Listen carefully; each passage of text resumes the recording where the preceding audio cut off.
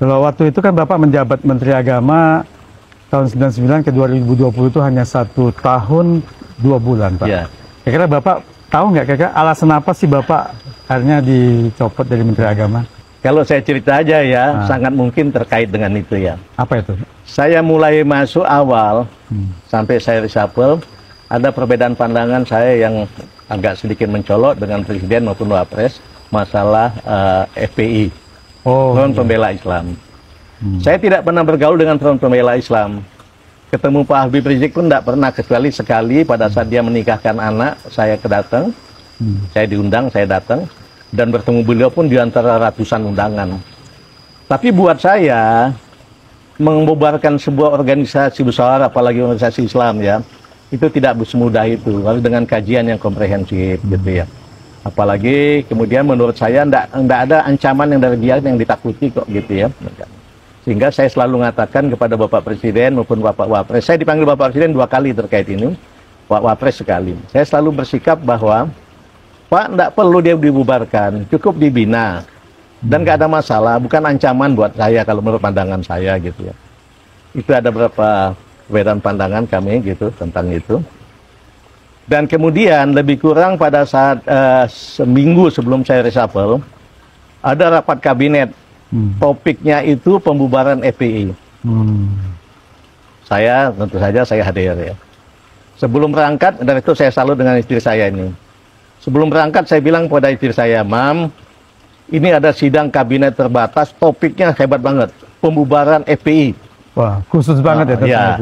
Ada saran nggak, Mam? Saya bilang ke istri saya.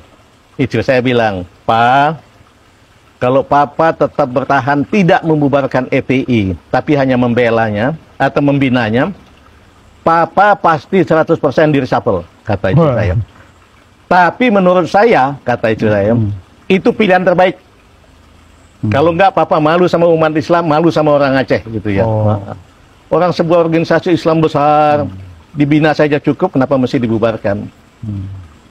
Dan apa, mohon maaf, istri saya bilang, kita jadi Papa jadi menteri pasti bangga. Tapi lebih bangga lagi Papa jadi jenderal bintang 4. Badan Papa sudah jenderal bintang 4. Kalau Papa, mohon maaf, kalau menteri, semua orang dekat presiden bisa jadi menteri.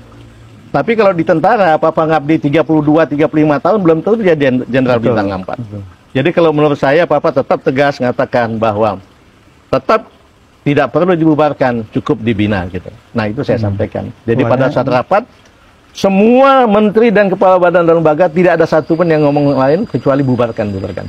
Hanya Bapak yang hanya saya satu-satunya menyampaikan itu. Oh, hanya Bapak di-reshuffle. Saya itulah kelihatannya.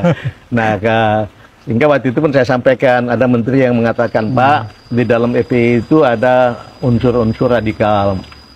Saya bilang kalau seandainya betul ada unsur radikal di dalamnya, kalau dia dalam organisasi FPI lebih mudah kita ngawasi. Tapi kalau dia sudah ada di luar FPI kita bubarkan, kita akan lebih susah ngawasinya. Dan lain-lain sebagainya saya ceritakan bermacam-macam alasan. Oke, akhirnya diputuskan, baik, kalau gitu kita tunggu saja keputusan Presiden. Seminggu kemudian saya di-reshuffle. Tapi kami sudah tahu itu, kita ketawa-ketawa saja. Jadi konsekuensi apapun sudah terima. Kemudian 3 hari kemudian lagi, FPI dibubarkan. Dan saya senang bahwa FPI dibubarkan pada saat saya tidak menjadi Menteri Agama lagi. Kembali saya garis bawahi, saya bukan pernah pengajian sama FPI, sama sekali tidak pernah. Ketemu Habib Rizik pun tidak pernah, kecuali pada saat undangan dia menikah itu, menikahkan anak, itu pun di antara ratusan orang yang ada undangan itu. Tapi saya punya idealisme, punya prinsip seperti itu. Dan kami senang pada saat kemudian di-reshuffle kita ketawa-ketawa saja. Ya, gitu. Karena sudah juga menduga itu. Iya. Kemudian oleh Bapak Presiden saya ditawarkan menjadi dubes. Saya bilang, Bapak Presiden terima kasih banyak. Tapi saya lebih baik kumpul saja sama cucu-cucu saya di Indonesia. Baik, kata beliau, terima kasih.